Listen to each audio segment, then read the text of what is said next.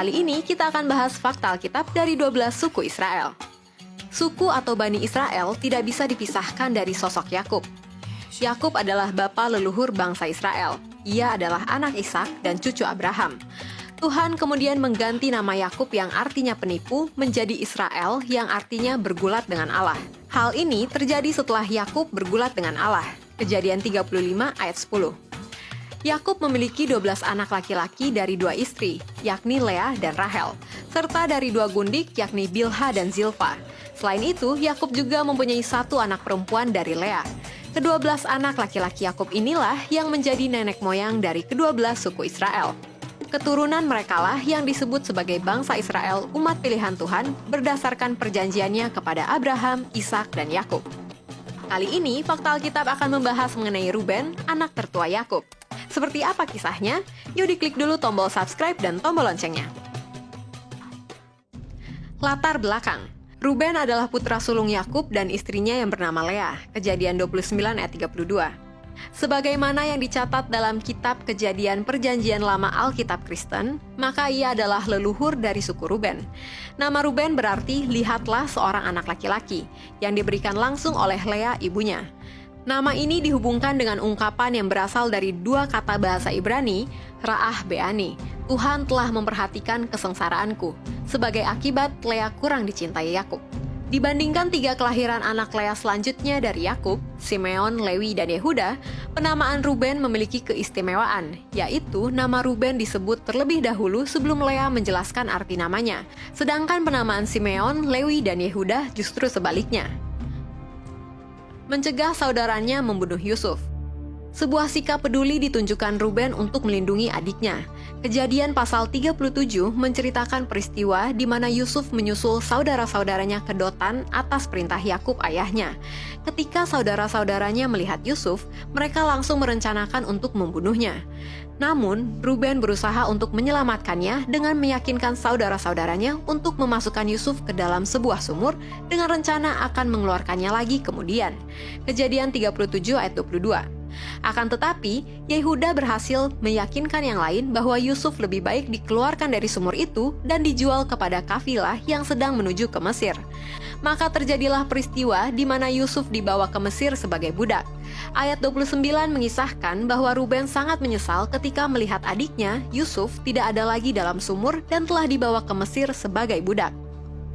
Sementara dalam kisah ketika Yusuf menjadi Perdana Menteri di Mesir, Simeon ditahan sebagai jaminan agar mereka kembali ke hadapan Yusuf dengan membawa Benyamin. Namun Yakub keberatan untuk menyerahkan Benyamin karena dia merasa telah kehilangan Yusuf. Namun kembali Ruben menunjukkan kepeduliannya dengan menawarkan 2 anaknya sendiri menggantikan Benyamin. Bahkan jika tidak berhasil, kedua anaknya tersebut boleh dibunuh. Kehilangan hak kesulungan. Anak sulung Yahudi memiliki hak kesulungan untuk menerima haknya 2 kali lipat. Ulangan 21 ayat 15-17, berhak naik tahta, 2 Tawarik 21 ayat 3, dan menerima warisan. Ulangan 21 ayat 17. Hak kesulungan seterusnya dijaga sebagai kebanggaan. Ruben bukan hanya berhak mendapatkan hak kesulungan, ia juga merupakan kebanggaan orang tuanya. Ruben berhak memperoleh kedudukan tertinggi dalam kepemimpinan, hormat, dan kuasa. Akan tetapi, kedudukannya sebagai pemimpin diambil alih karena perbuatannya yang bejat dengan meniduri gundik ayahnya. Kejadian 35 ayat 22, Ulangan 27 ayat 20. Gundik dalam pengertian orang Yahudi adalah istri kedua, tidak dikawinkan dengan cara sah, tetapi hanya dipertunangkan, berhak diusir atas kehendak sang suami.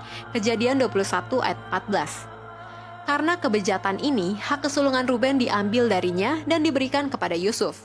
Kejadian 49 ayat 3-4, 1 Tawarik 5 ayat 1. Bahkan dalam Kejadian 48 tersirat Yusuf telah diangkat menjadi putra sulung Israel. Hal ini dapat dilihat di mana Yusuf memperoleh 2 bagian warisan bagi keturunannya yang dapat dilihat dengan peristiwa pengangkatan Efraim dan Manasye sebagai putra Israel yang sejajar dengan putra-putra Israel lainnya. Selain itu, kehormatan anak sulung sebagai imam dialihkan kepada anak-anak Lewi. Haknya untuk menjadi pemimpin suku-suku Israel, yaitu haknya sebagai raja, juga diserahkan kepada Yehuda yang digenapi dalam sosok Daud dan Salomo dari suku Yehuda, dan seterusnya yang pada akhirnya akan menurun kepada Yesus Sang Mesias. daerah pusaka milik suku Ruben di tanah Kanaan. Dalam bilangan 32 ayat 1-14, mengisahkan bagaimana Bani Ruben dan Bani Gad mendatangi Musa untuk meminta bagian pusaka mereka.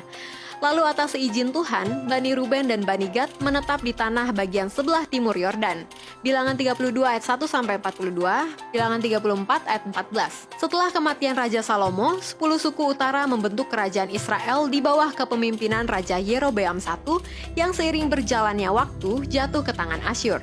Belakangan, suku-suku utara ini kehilangan identitas mereka melalui asimilasi dengan bangsa lain, dan dengan demikian, suku Ruben dikenal dalam legenda sebagai salah satu dari 10 suku Israel yang hilang. Demikian fakta Alkitab tentang Ruben.